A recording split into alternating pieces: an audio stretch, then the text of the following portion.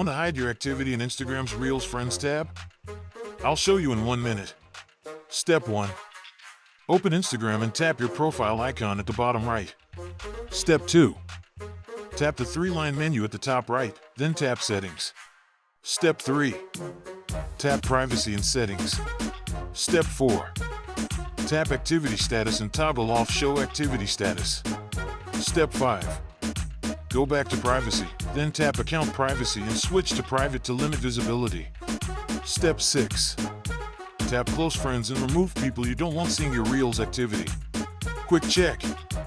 Open Reels and tap the Friends tab. Your activity should no longer be shared. Tip: for extra privacy, remove individual followers or block accounts as needed. If you prefer a public account, regularly review your close friends list and followers. That's it. Your Reels Friends activity is now hidden from people you removed or blocked. Check your privacy settings now.